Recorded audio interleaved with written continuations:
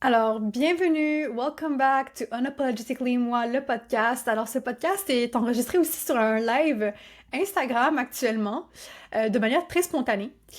L'épisode d'aujourd'hui, c'est vraiment un sujet qui est important pour moi. Donc, comme je disais dans la story Instagram, j'allais l'enregistrer comme une vidéo dans mon programme, dans mon accompagnement Empower Her Academy, et j'ai décidé de faire en sorte que ce soit un live et un podcast pour qu'un maximum de femmes et d'hommes puissent en profiter, right?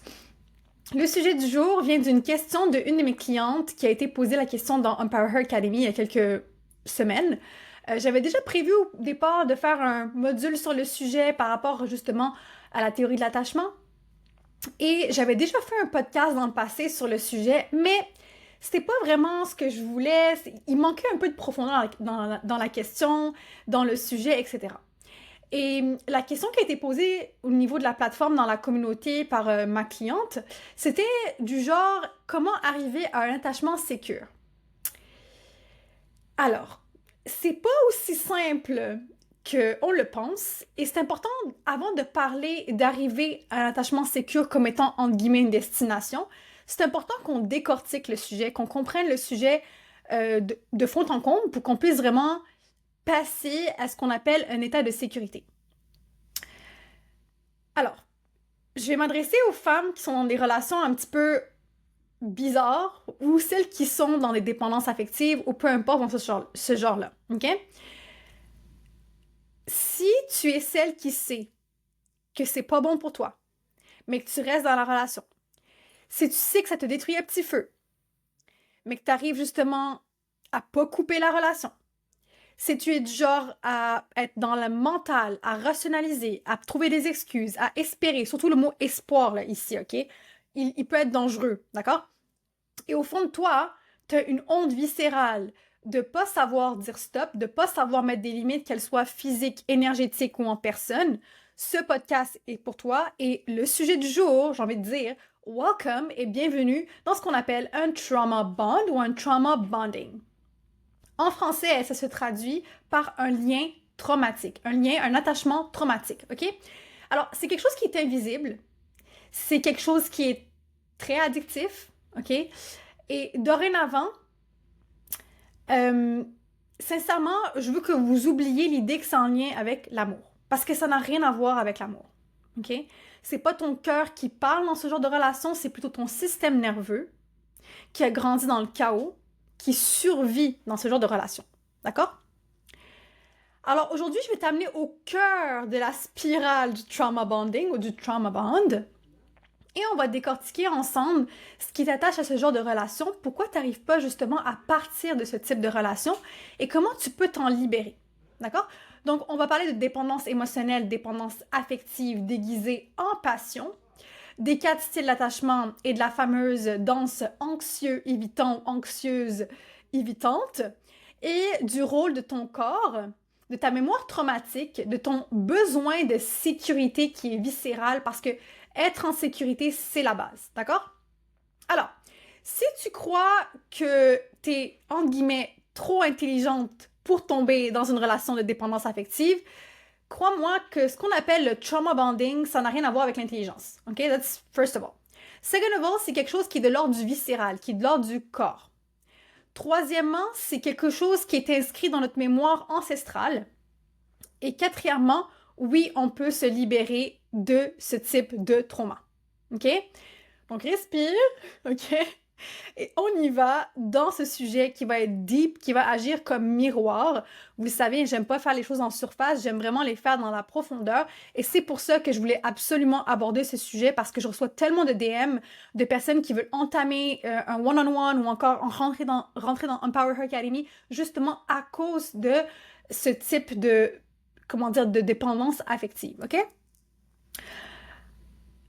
Donc, si je me permets de m'adresser à toi, tu crois que tu l'aimes, par exemple. Tu crois que c'est fort, c'est intense, c'est vrai, parce que t'as jamais ressenti ça avant. Je mets bien des guillemets ici. Mais ce que tu ressens, ma chère, c'est pas de l'amour. C'est ce qu'on appelle de l'addiction aux hormones de l'attachement. OK? C'est une addiction au haut et au bas, aux ups and downs, comme on dit en anglais, et au manque. Et je termine, quand je dis manque, je dis aussi au soulagement du manque. OK? Au soulagement à ce que ton système nerveux connaît ou reconnaît comme quelque chose de familier. Quand tu as grandi dans un environnement où l'amour est instable, d'accord?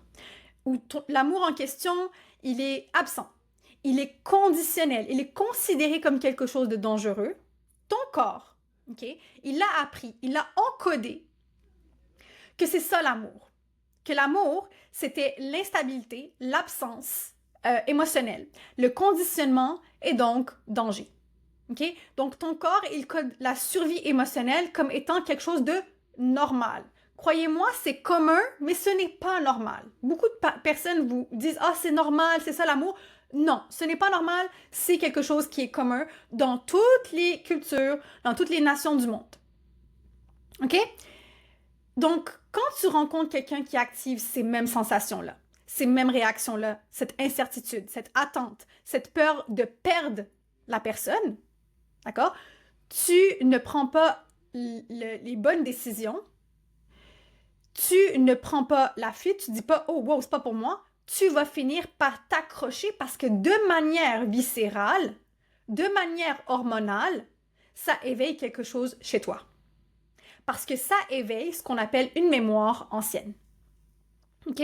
La mémoire en question, c'est celle où est-ce que tu devais mériter l'amour, où tu devais te taire, tu devais te conformer et surtout espérer. Et là, le mot espoir, là, ici, il est vraiment dangereux. C'est pas un espoir qui est sain dans le sens « Ah, j'espère à quelque chose de joyeux ». Non, on espère à quelque chose qui n'existe pas. Un potentiel, une histoire qu'on s'est racontée qui n'existe pas.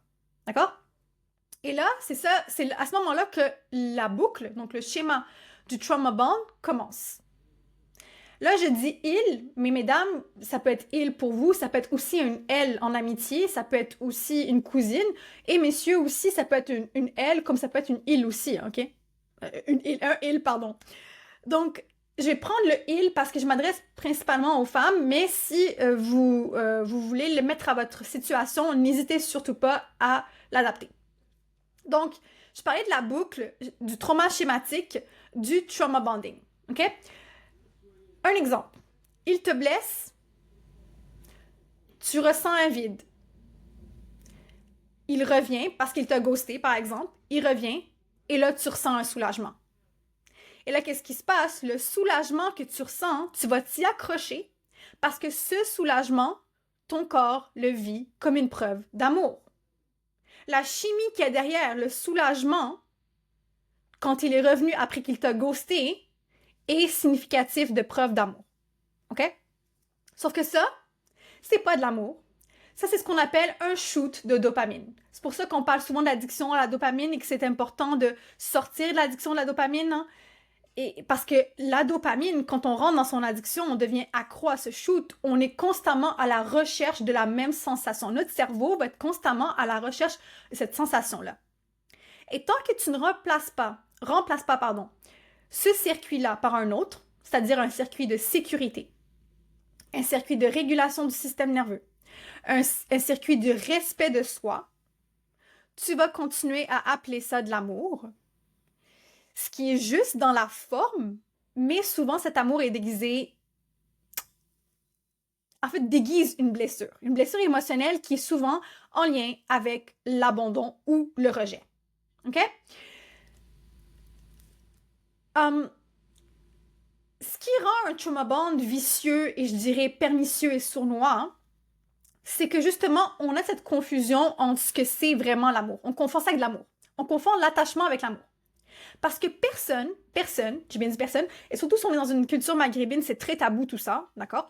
Personne nous a appris la différence entre la passion qui dévore, OK? Je parle très bien des films, des séries, des contes de fées, des comédies romantiques, etc., qui nous ont créé des programmes dans notre cerveau. Donc tout ça nous a programmés à croire que plus que c'est douloureux, plus que c'est profond, plus que c'est bon, plus que c'est vrai, plus que c'est de l'amour. Et ça, c'est le plus gros mensonge. Pourquoi? Parce que on te fait croire que si tu pleures, si tu doutes, si tu vibres dans le manque, tu es constamment dans une énergie de manque, il me manque, il n'est pas là, pourquoi, nanana, OK? en gros, tu es dans le contrôle, c'est que c'est intense. C'est que c'est lui le bon. C'est que c'est ça le vrai amour. Alors, qu'est-ce qui se passe dans notre inconscient collectif? On s'accroche au chaos. On s'attache de manière viscérale, notre système nerveux s'attache au manque. Et on va confondre une montée d'adrénaline, qui est un dérivé de hormone de stress, avec ce qu'on appelle l'amour de ma vie, un lien d'âme, ma flamme jumelle, etc., etc. Sauf que, non, c'est pas de l'amour. OK? C'est un script, ou c'est le script de ton trauma déguisé sous forme de romance. Et ce qu'on te dit pas, Disney, Netflix, Hollywood ne te diront jamais qu'ils t'ont conditionné à croire que l'amour, c'est les silences radio, suivis de déclarations grandioses. Okay? La plupart du temps, quand vous voyez ça, vous étiquetez directement une pervers narcissique. Or, c'est pas vraiment ça. C'est juste notre encodage dans notre cerveau qui a glamourisé ça.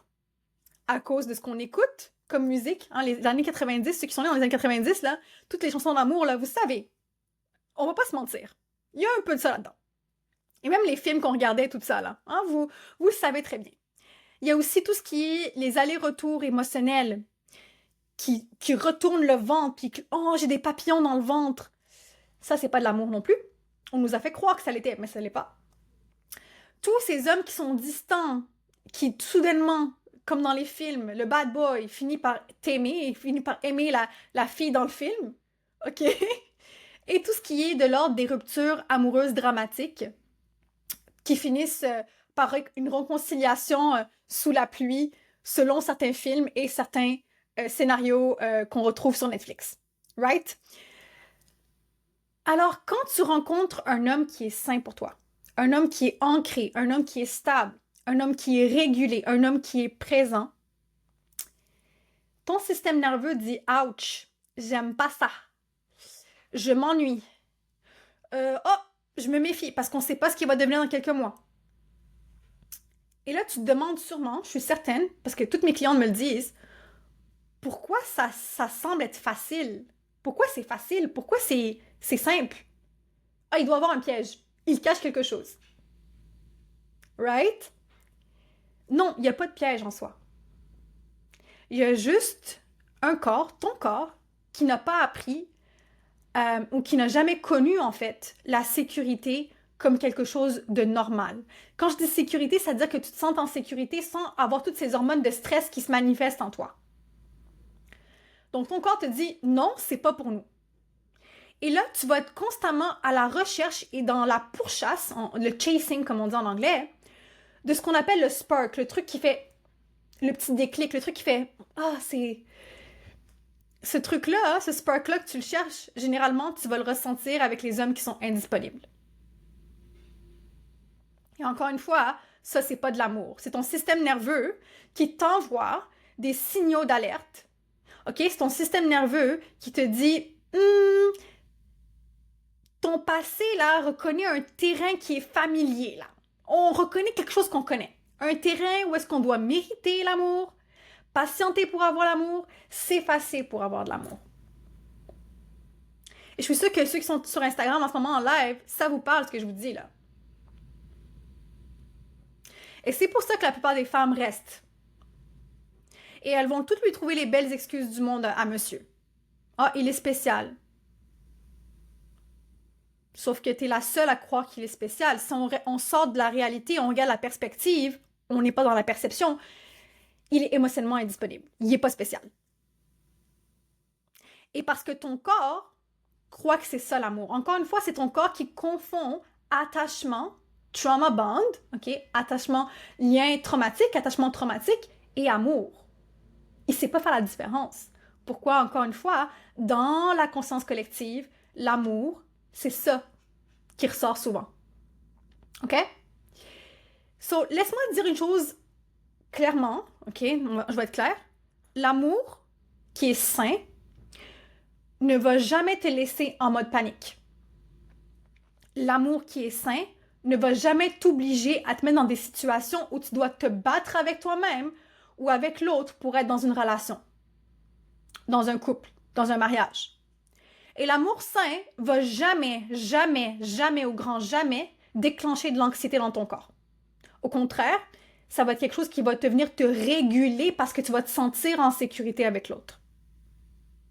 Donc, si aujourd'hui, la paix en général, le mot paix, le sentiment de paix, te semble comme quelque chose qui est ennuyeux, qui est bizarre, qui est plate, c'est que ton système nerveux n'a pas encore appris à reconnaître comme quelque chose qui est désirable. Comme quoi la paix intérieure, la paix que tu ressens avec un homme est quelque chose de l'ordre du désir.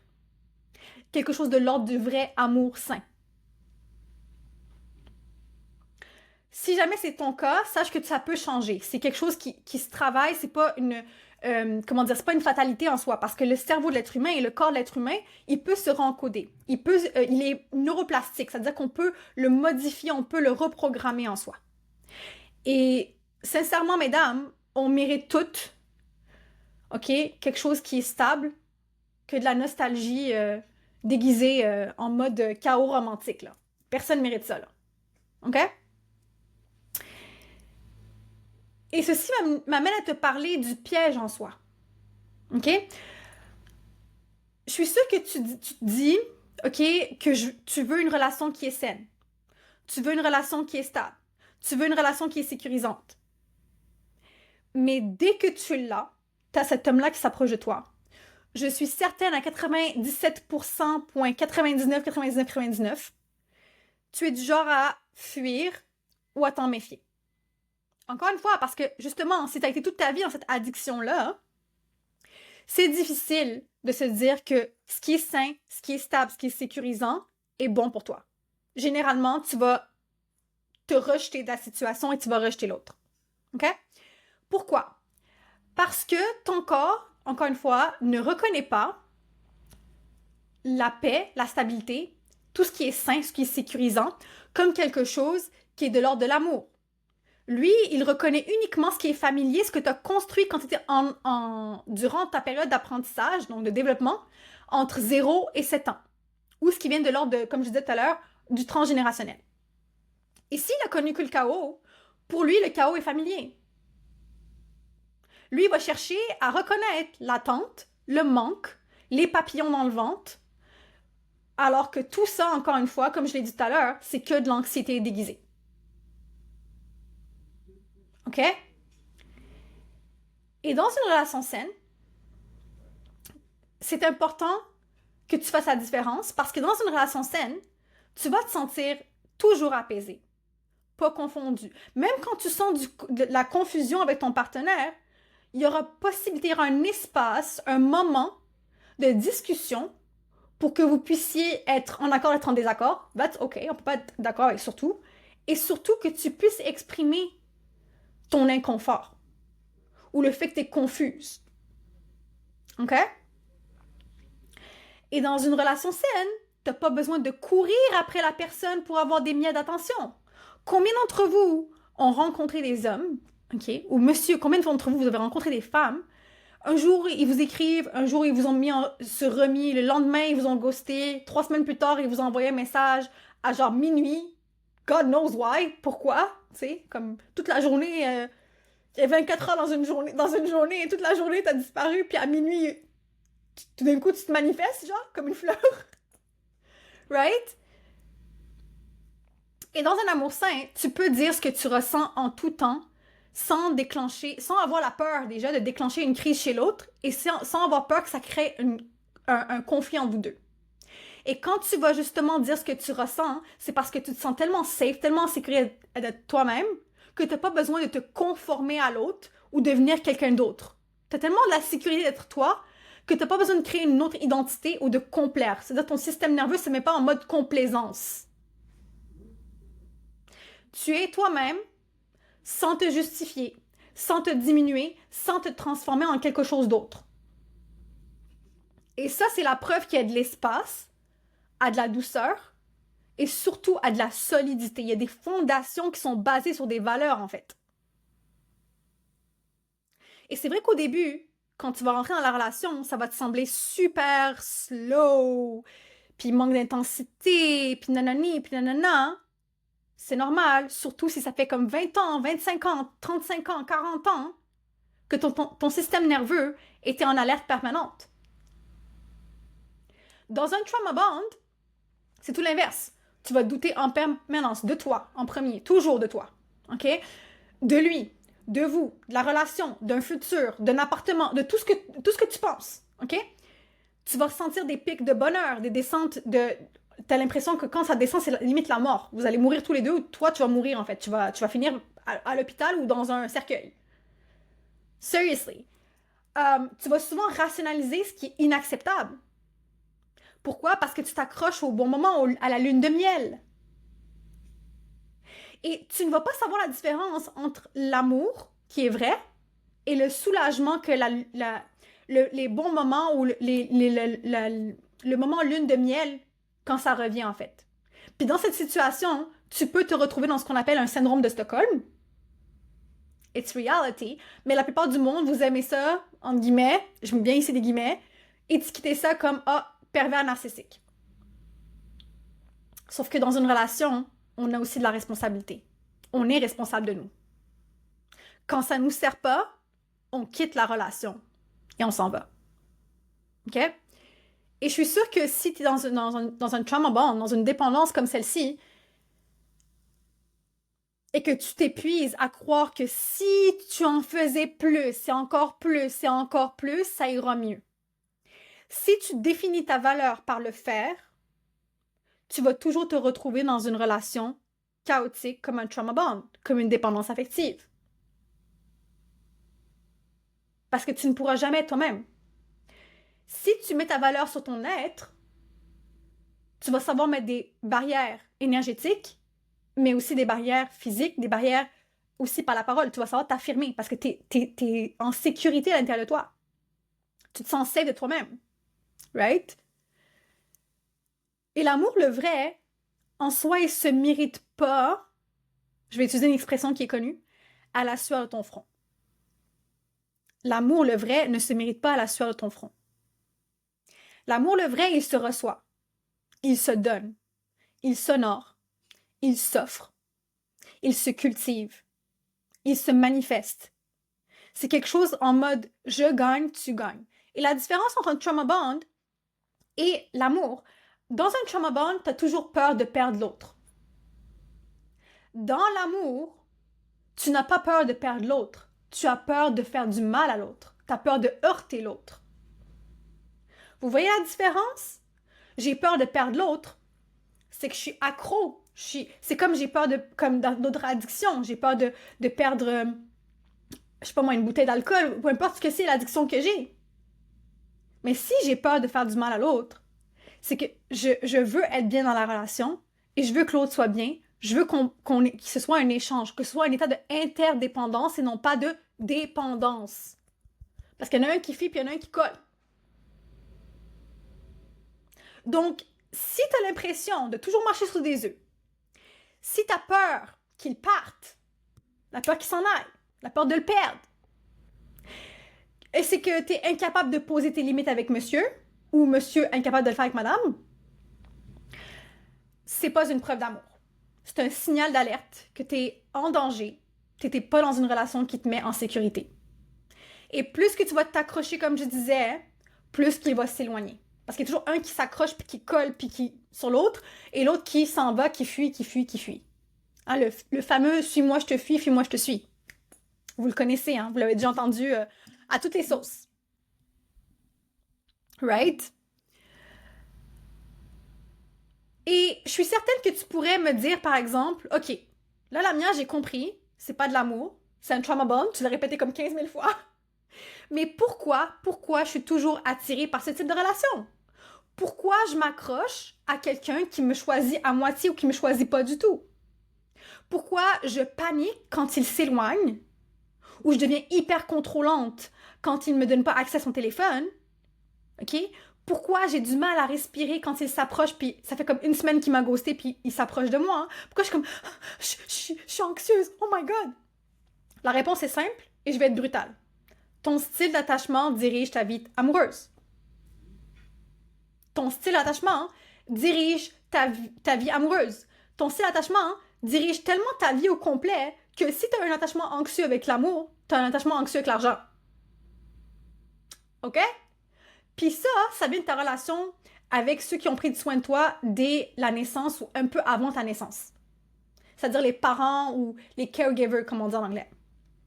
Et ceci m'amène à te parler de la cadence ou de la danse ou de la valse qui est mal dansée entre une personne qui a un style d'attachement anxieux et une personne qui est évitante. Mais avant de parler de la cadence en question, je veux vraiment définir les 4 styles d'attachement. D'accord? Alors, il y en a 4. Ils sont issus de la théorie de Bowlby, je suis pas sûre de dire bien son nom en soi. So, Bowlby, whatever. Alors, on a l'attachement sécure. Qu'est-ce que ça dit, l'attachement sécure? OK? Ça dit, je suis digne d'amour. Je peux aimer et être aimé sans me perdre, sans perdre ma sécurité, et je suis capable et j'ai la possibilité de mettre des limites. OK? Donc ça, on pourrait dire que c'est quelqu'un qui a grandi dans un milieu, même s'il faisait des erreurs ou quoi que ce soit, on l'appréciait par qui il est ou qui elle est.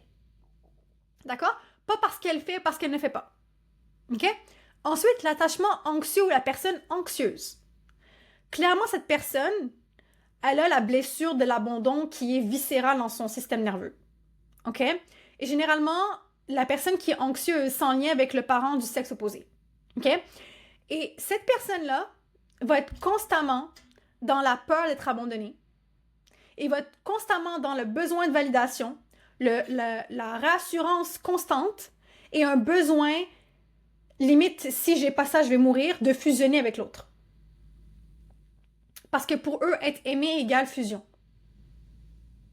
OK? Et on a la personne qui est évitante, ou plutôt la personne qui a un attachement évitant. Je vais mettre une parenthèse ici. Une personne qui a un attachement évitant est aussi une personne anxieuse. Seulement, elle gère l'anxiété différemment. Les deux personnes, il y en a une qui est plus active ou réactive, l'autre qui est beaucoup plus renfermée, figée, etc. OK? Donc, la personne évitante, elle a généralement une peur viscérale aussi, une blessure du rejet qui est viscérale avec le parent du même sexe. OK? Donc, la personne qui est évitante, elle a peur d'être envahie. Elle va fuir l'intimité parce que le mot intimité, ça veut dire, en anglais, into me, I see. À l'intérieur de moi, je vois. À l'intérieur de moi, je vois. À l'intérieur de toi, je vois. OK? C'est ça le mot intimité. C'est que c'est un miroir. OK? Donc, je fuis l'intimité pour garder le contrôle. Donc, encore là, on est dans l'hypervigilance. Et je me ferme dès que ça devient trop intense, trop proche, trop. OK? Et en dernier, on a l'attachement qui est désorganisé, qui te mélange de tout et n'importe quoi. Généralement, c'est des personnes qui ont été touchées par des violences graves durant l'enfance ou de la maltraitance ou des personnes qui ont grandi avec l'idée qu'elles ne sont pas dignes d'être, OK? Qui vont avoir un attachement désorganisé. Et l'attachement désorganisé, c'est quelqu'un qui veut tout le temps de l'amour, qui désespère d'avoir de l'amour, mais qui va constamment repousser l'amour. OK? Et ça va être une personne qui va dans une instabilité extrême parce qu'elle a perdu la connexion avec son sens. D'accord? Et on est tous ces 4 attachements en quelque sorte. Pourquoi? Parce que parfois notre système nerveux, s'il est dérégulé, on va répondre, on va être le miroir de notre partenaire. Donc si ton partenaire il est anxieux, il se peut que tu deviennes évitante. Si tu es évitante, tu peux éventuellement avoir devant toi un partenaire sécure et cheminer tranquillement vers la sécurité. Tu peux être anxieuse, avoir un partenaire sécure et apprendre à ton partenaire que tu es anxieuse. Et donc là, il y aura quelque chose qui va venir se stabiliser avec le temps. C'est possible. C'est pas toujours le cas parce que l'être humain est beaucoup plus complexe que ça. Il y a une grande complexité dans ça. Et il ne faut pas se fier ou plutôt être en dépendance à l'idée que si je me trouve un partenaire sécure, je vais devenir sécure. Parce que ça ne fonctionne pas comme ça. OK? C'est quelque chose qui est de l'ordre du viscéral et même tout ce qui est genre thérapie par la parole ou cognitive ne fonctionne pas pour régler cette problématique. OK? Et ici, ce que je veux faire, je veux porter votre attention sur la dynamique, le duo le plus fréquent, celui de l'anxieux et l'évitant. On pense que le désorganisé, c'est le mode infernal, OK? Mais le pire du pire, c'est vraiment le duo anxieux-évitant. C'est le duo infernal, énergétiquement infernal. OK? Donc, plus que la personne va être anxieuse, plus elle va chercher à se rapprocher de l'évitant, plus l'évitant va fuir. Plus l'évitant prend de la distance, plus la personne anxieuse, elle rentre dans la panique, etc., etc. Alors, si je devais vous parler des réponses traumatiques du système nerveux, OK? La personne sécure, c'est quelqu'un qui va être dans ce qu'on appelle la zone verte, ou plutôt dans la zone rest and digest, repos et digestion. La personne anxieuse, c'est une personne qui est en suractivation. Donc, on va voir du combat, généralement, combat-fuite, ou encore, on va voir ce qu'on appelle de la complaisance, donc la soumission. La personne évitante, elle va être constamment dans la fuite et elle va être aussi dans la paralysie, dans le freeze, dans l'immobilisation. Tandis que la personne désorganisée, elle va tout vivre dans tous les sens et elle va être dans la suractivation, hypervigilance. OK? Juste pour faire un lien avec le système nerveux pour que vous puissiez comprendre ce qui se passe dans votre corps à ce moment-là. Donc, revenons au duo infernal, le l'évitant et l'anxieux. Et ça finit que quand l'évitant revient, l'anxieux s'apaise pour un bout de temps. C'est pour ça que j'appelle ça des moments de lune de miel. C'est qu'on s'accroche à quand la personne va revenir, on va revenir ensemble, tout va bien, mais comme on n'est pas prêt que dans 2 heures après, ça repart encore. OK? Ce que peu de gens comprennent, encore une fois, c'est que les deux sont en mode anxiété. C'est juste qu'ils gèrent l'anxiété différemment. OK? L'un va plus montrer l'anxiété, l'autre, il va plus masquer l'anxiété. Il va se renfermer dedans. L'anxieux va l'exprimer avec des pleurs, des envois de textos, de l'harcèlement, des excuses, des supplications, etc., etc. L'évitant ou le fuyant va se couper, va se taire, va s'occuper dans d'autres choses, il va trouver toutes les solutions rationnelles du pourquoi, du comment. Donc, c'est une fuite mentale, ce qu'on appelle du overthinking. Et il va se retirer petit à petit jusqu'à temps qu'il disparaisse dans le vent. OK? Sauf qu'à l'intérieur, il y a vraiment la peur viscérale d'être rejeté parce qu'on a subi ça avec le parent du même sexe. La peur viscérale d'être abandonné parce qu'on a subi ça par le parent du sexe opposé. Et la peur aussi de perdre l'autre. La peur de se perdre soi-même. L'évitant a très peur de se perdre dans l'identité de l'autre parce qu'il sait que dans l'amour, à un moment donné ou à un autre, il y a comme une perte de soi au niveau identitaire. Et il y a aussi beaucoup de peur de ne pas être assez. La peur de ne pas être assez, c'est une peur qui est viscérale, qui date de l'an des hommes des cavernes depuis que l'homme a été créé. Pas assez bien, pas assez aimant, pas assez beau, pas assez, pas assez, pas assez. Vous voyez ce que je veux dire? Et cette danse-là va créer justement une illusion. C'est l'illusion de l'intensité. Et on va commencer à croire que l'amour, c'est ça, c'est l'intensité. Mais c'est juste, en fait, dans la vérité, si on voit de manière réelle, c'est 2 enfants qui sont blessés, qui essayent de se sauver mutuellement, sans y arriver. On essaie de sauver l'histoire qu'on n'a pas eue avec notre parent, et on fait tout pour que, justement, on puisse sortir de l'insécurité. L'enfant intérieur, hein, parce qu'on n'oublie pas que l'être humain est un être multidimensionnel. On a toutes les parts de nous, enfants intérieurs, adolescents, adultes, jusqu'à ce jour qui nous composent. Parce que c'est notre histoire. C'est ce qu'on appelle la mémoire implicite dans notre système nerveux. Et donc, l'enfant intérieur qui est blessé, il va tout faire pour qu'il puisse sauver sa relation avec son père ou sa mère, ou les personnes qui ont pris soin de lui, à travers l'autre dans la relation. OK? Et parce que l'amour, en fait, l'amour en soi ne guérit pas l'insécurité d'attachement.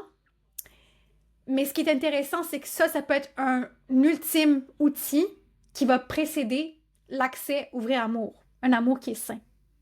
Right? Et à ce stade, je suis sûre que tu pourrais te dire, OK, Lamia, c'est bon, j'ai compris. Je vois la danse dont tu parles, je l'ai déjà vécue. Je sais que c'est pas sain. Je l'ai vu à la télé, je l'ai entendu dans les musiques, je l'ai vu dans les émissions, je l'ai vu partout. OK? Je l'ai vu chez ma cousine, mon cousin, mon ami, je l'ai vu partout. Alors, explique-moi pourquoi je pars pas. Pourquoi ces personnes-là ne partent pas? Pourquoi ils changent pas de relation? Pourquoi ils sortent pas de la relation? Pourquoi on continue de répondre au message de la personne qui est émotionnellement indisponible? Pourquoi on replonge dedans dès que, par exemple, la personne revient, même si on s'était promis au fond de nous que plus jamais, je retourne, je lui parle, je le bloque, etc. Hein? Pourquoi je me sens faible? Pourquoi je m'accroche comme une enfant à un fantôme affectif qui n'existe pas? Right? En fait, ce qui est important de retenir ici, c'est que c'est pas un manque de volonté de ta part.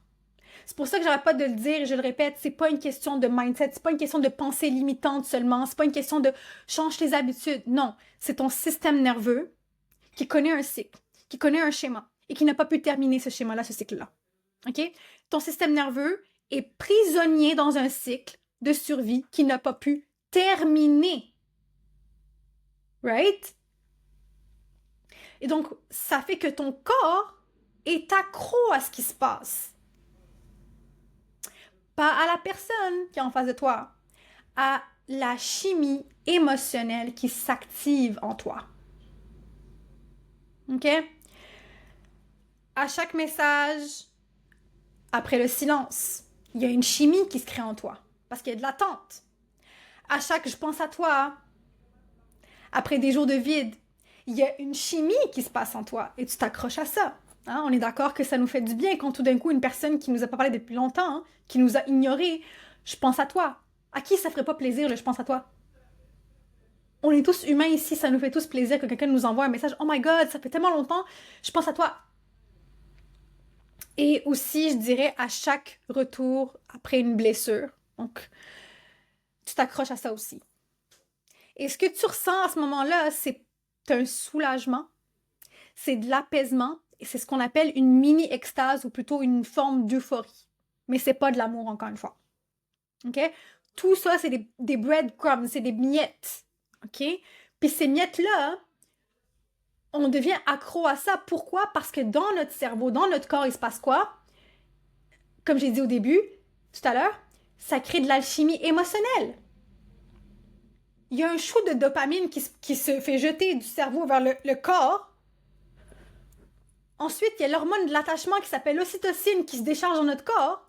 Et en plus de ça, notre système nerveux se met soit en combat, fuite, figement ou complaisance. Et le corps, vu qu'il connaît ça, vu que c'est familier pour lui, qu'est-ce qu'il va faire? Il va te leur demander cette sensation-là. Pourquoi? Parce que lui, il l'aperçoit comme une drogue, comme une addiction. Une addiction à ce moment-là de genre de bien-être, de soulagement, de lune de miel, right? Et parce que tant que ton système nerveux n'a pas été régulé, tant que tes traumas ne sont pas intégrés pour incarner le chiffre que tu es en train de créer, ton corps va retourner à chercher ce qui lui est familier, même si ça te détruit. Même si ça fait mal, même si ça te rend malade, même si tu te rends à l'hôpital, tu fais une crise, pour ton corps, ton système nerveux, c'est familier, on connaît ça, ça nous détruit, it's okay.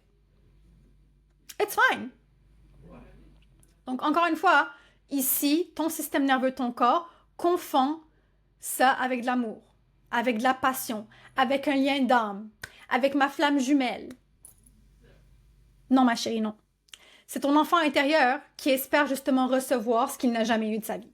C'est la petite fille en toi qui espère. Pour ça que depuis le début du podcast, je vous parlais de l'espoir. Il y a comme un accrochement à l'espoir d'avoir ce qu'on n'a jamais eu parce qu'on essaye de réparer la relation avec le parent. Et c'est là que ça peut devenir dangereux. C'est pour ça que je vous ai parlé tout à l'heure du syndrome de Stockholm. Et qu'est-ce qui se passe dans ce cas-ci? Tu vas commencer à t'oublier. Tu vas commencer à t'effacer. Tu vas pardonner l'impardonnable. Tu vas trop ressentir. Tu vas tenir le coup. Parce que, faut tenir le coup, hein, c'est une relation. Hein. C'est pas grave. Sois gentil, sois douce avec lui.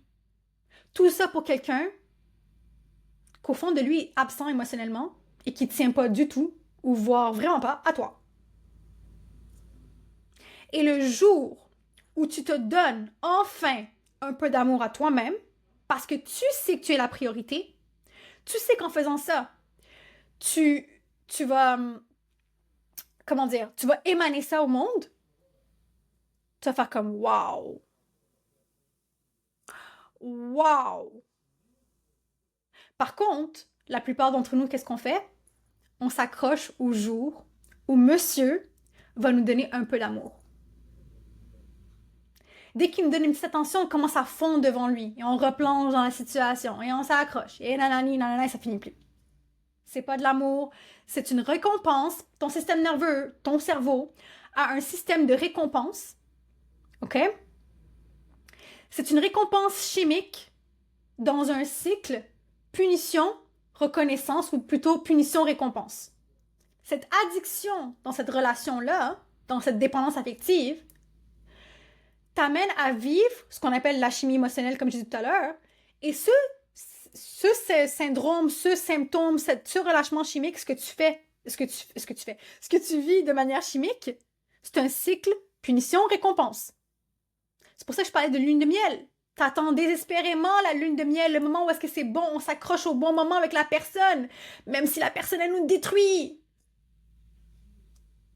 Et tant que t'as pas appris à te rassurer toi-même, par toi-même, tant que t'as pas restauré la sécurité à l'intérieur de toi, tu vas toujours continuer à appeler ça une relation. Alors que c'est une répétition de trauma. Et là, je vais mettre une parenthèse ici. Tout le monde parle de traumas qui sont gros. Par exemple, un accident de voiture, un V, une catastrophe naturelle, une guerre. Ce qui est intéressant dans les grands T, c'est qu'on peut les identifier. Sauf que celui-là, c'est un petit T. Il n'est pas facile à identifier. Surtout quand on a grandi toute notre vie avec les adultes qui nous donnaient de l'amour comme ça. D'accord? On va répéter la même chose à l'âge adulte.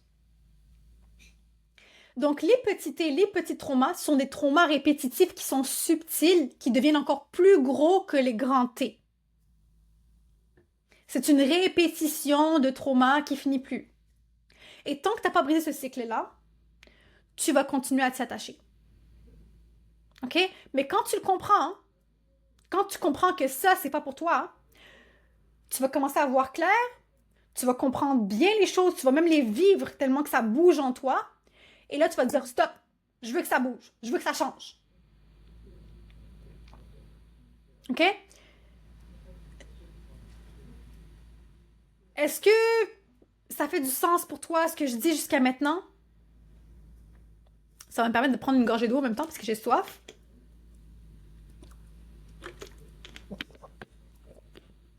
La grande question qui se pose, c'est maintenant, qu'est-ce que je fais avec tout ça? Merci Lamia, tu m'as expliqué en long et en large et au travers toute cette histoire-là de dépendance affective. Qu'est-ce que je fais de tout ça? Right? Parce que prendre conscience des choses, c'est une chose, mais transformer les choses, c'est toute autre chose. Et pour ça, tu dois revivre une nouvelle expérience. Tu dois apprendre à ton corps, OK, ça c'est traumatique, ça c'est sain. OK? Et si tu veux libérer ça, il va falloir sortir du mental, de rationaliser les choses et de la théorie. OK? Il faut poser des actes. Il faut que tu apprennes à ton corps, par ton corps, les choses. Je te demande pas de faire des grands exploits, là, du jour au lendemain couper la relation, parce que c'est pas facile de le faire. Croyez-moi, je sais ce que c'est. Moi, je l'ai vécu en amitié, ça. OK? Et ça fait plus mal en amitié qu'en couple, selon certaines études. Ah, c'est pas moi qui le dis, OK? Mais pose des actes, des petits actes. OK? Des trucs, des mini-choses qui sont concrètes. Que tu vas intégrer pas. Pas un changement radical. Je vais jamais te demander ça parce que c'est traumatique. Si je te demande de faire un changement radical, je vais te retraumatiser, en fait. OK? Et donc, qu'est-ce que tu peux mettre en place dès maintenant? Hein? Lamia, c'est fantastique ce que tu me dis. Tu me dis que c'est possible de m'en sortir, que je peux vraiment rencontrer le vrai amour ou les vraies amitiés. Mais comment? Dis-moi comment. OK. So, je vais essayer de résumer ça en 6 steps, OK? Si vous savez le nombre de notes que j'ai sur mon écran, là, vous serez choqués. Alors, number 1, c'est toujours la conscience. C'est regarder la réalité en face. OK? Donc, arrêtez de minimiser ce que tu vis. Arrête de rationaliser ce que tu vis. Arrête d'appeler ça une relation compliquée. Juste le fait que tu mettes le mot relation et compliqué un à côté de l'autre, c'est déjà ton cerveau est comme... il sait plus où gérer la situation.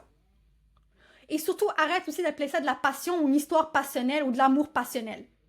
Parce que dès que tu dis passion, histoire passionnelle ou amour passionnel, ton cerveau va créer la dynamique, il va envoyer un message, donc 20% de l'information va descendre vers ton corps.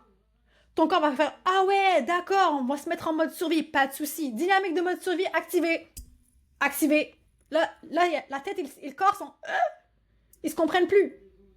Et c'est ça que tu vis à l'intérieur, c'est ton combat, cette lutte-là intérieure. C'est ton esprit et ton corps avec ton âme qui se combattent. Quand je dis âme, j'inclus le cœur dedans. OK? Donc, mets des mots justes. Ceci est un lien, un attachement traumatique. C'est un trauma bond. Il n'y a pas de honte à l'avouer. On en a tous eu un. OK?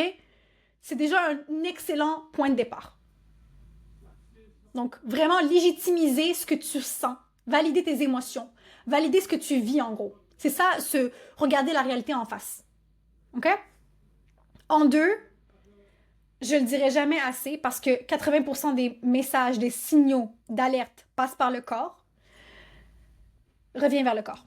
Tous les jours, petit par petit, par petit, par petit. Par exemple, t'asseoir les fesses sur le sol. Prendre une grande respiration. Faire de la cohérence cardiaque. Faire des mouvements lents. Faire en sorte de ralentir le week-end. Oublie le ménage. OK? Fais une pause. Mais une vraie pause. Rien faire. Ralentis. Reviens à toi. Right? Sans ce qui se passe à l'intérieur de toi. Parce qu'on va souvent privilégier l'introspection, mais il y a aussi un principe qu'on appelle l'interoception. Okay? C'est la connexion à ce qui se passe dans ma tête et dans mon corps sans me fuir. Si je ressens de la colère là, dans cette partie de mon corps, je m'assois. Hey, bienvenue, Madame Colère. Comment ça va? Ah, je sais que tu es en colère et c'est légitime que tu sois en colère. Je suis d'accord avec toi. Oui, on est fâché. Ça veut dire qu'il y a une limite qui a été franchie. Je suis d'accord avec toi, Madame Colère. Viens, on va prendre un café ensemble. Donc, c'est vraiment donner encore une fois de la légitimité à ce qui se passe dans ton corps. Parce que plus que tu vas réprimer ce qui se passe dans ton corps, plus que ça va résister. OK? Et plus que tu vas l'accueillir, qu'est-ce qui se passe? Ça va créer une certaine ouverture. Alors, ce qu'il faut comprendre ici, le contrôle égale attachement, égale ego, égale peur, blessure. Maîtrise égale ouverture, égale acceptation. Et plus que tu vas légitimiser comment tu te sens, OK? Plus que tu vas ouvrir le chemin vers l'ouverture, vers l'acceptation et vers justement ce qu'on appelle l'amour de soi. OK? Donc, d'où la différence par rapport à ça. Okay? On est plus dans le cœur quand on accepte ce qui se passe et qu'on valide ce qui se passe que quand on commence à mentaliser du comment... OK, on est dans le contrôle. Right? En troisième, observe ton style d'attachement dans toutes les sphères de ta vie. Particulièrement avec les hommes et l'argent. Parce que c'est la même énergie et j'ajouterais aussi ton rapport avec la sexualité. C'est la même énergie. C'est une énergie qui donne et la femme reçoit. OK? Donc, ton style d'attachement, il affecte toutes les phases de ta vie. OK? Fais-le sans te juger, en mode observation et accueil. OK? Est-ce que je fuis quelque chose? Qu'est-ce que je fuis? Est-ce que je m'accroche à quelque chose? À quoi je m'accroche? Est-ce que je suis en train de osciller comme si je suis en train de patiner sur la glace entre ce que je veux pas? Entre ce qui est bon pour moi, ce qui est bon pour l'autre? Vous voyez ce que je veux dire? Et en fait, quand je dis ça, l'objectif, c'est de poser un regard qui est dans la compassion, qui est doux, mais qui est ferme et lucide. OK? Donc, c'est de faire un choix, OK, de ne plus choisir de manière consciente ce pattern, ce schéma. OK? Et tranquillement, rendu au point numéro 3, tu peux commencer déjà peut-être à voir que tu prends confiance et que tu commences tranquillement à te détacher. C'est pas aussi facile, OK? Ça prend du temps. Surtout quand on fait tout seul, c'est un peu plus compliqué que quand on se fait accompagner. Right? En numéro 4, par la répétition, l'intégration, l'incarnation, et tout ça, c'est de la sécurité. Reprogrammer ton système nerveux. Donc, numéro 4, reprogrammer ton système nerveux.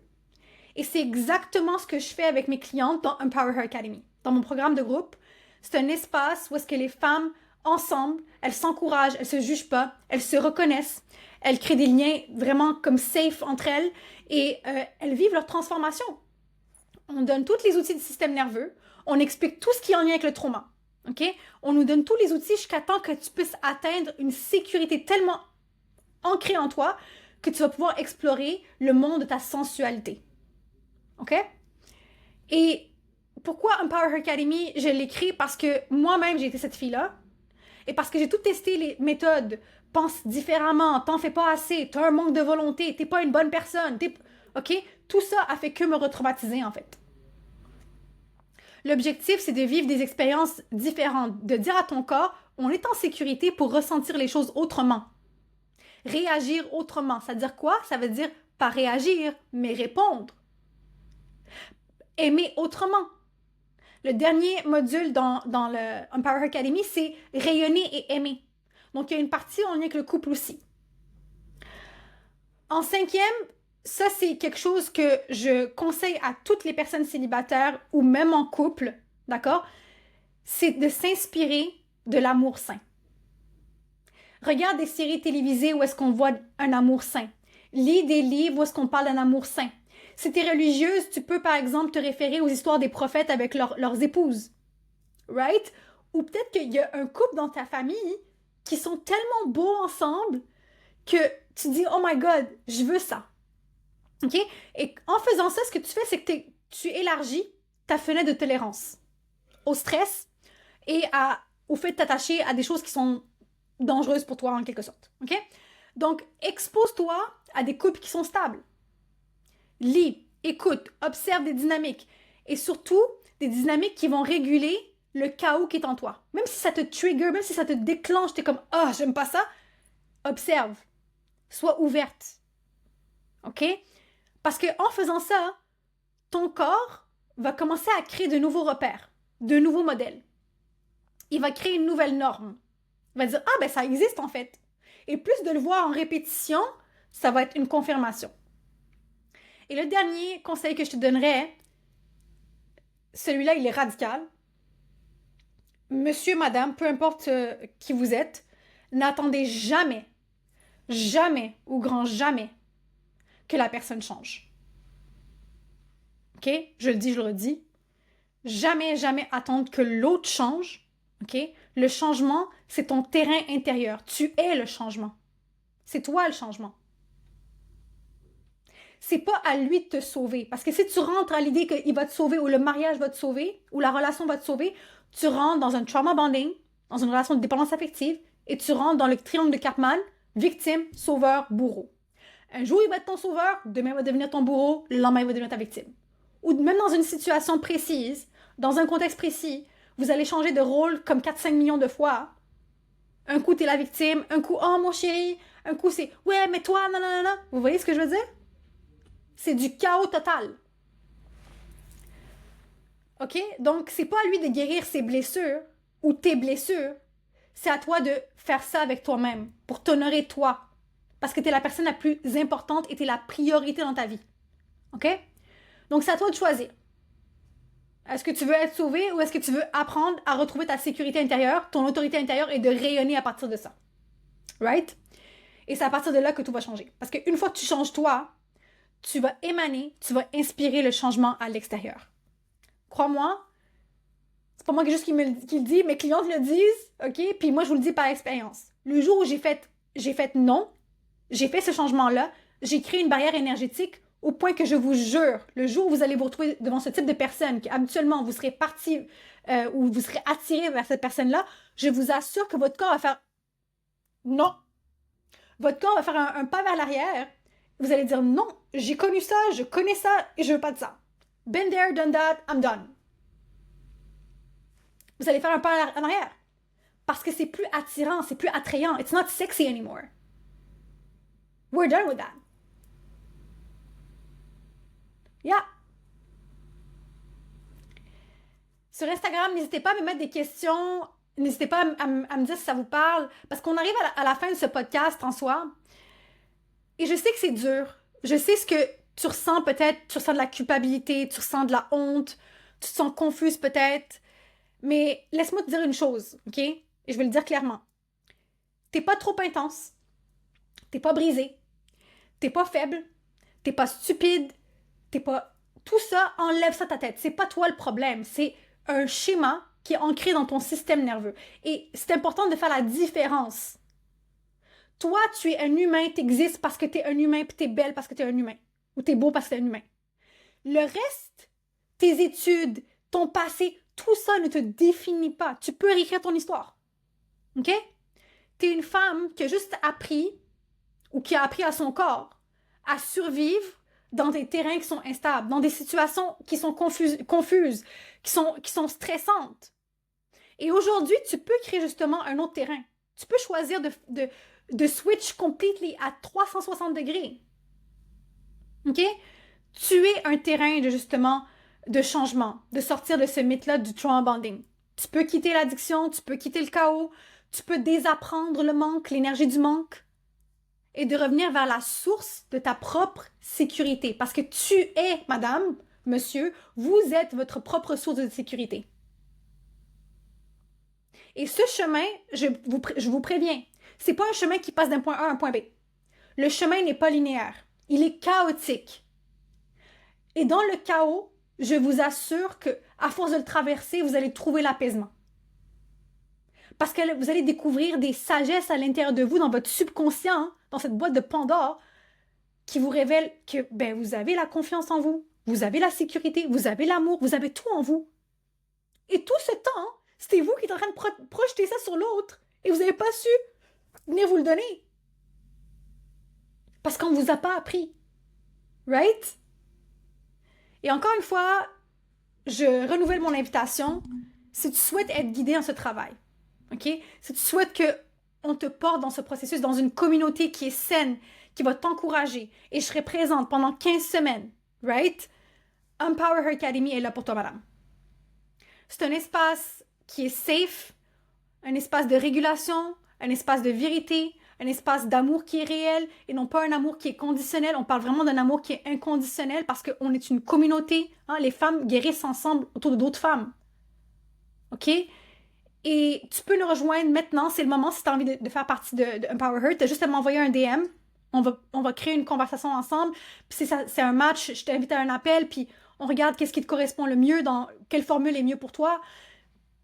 Puis je suis prête, je m'engage parce que ce travail, je l'ai fait sur moi et je sais maintenant ce que c'est. C'est à mon tour de le transmettre aux autres. OK?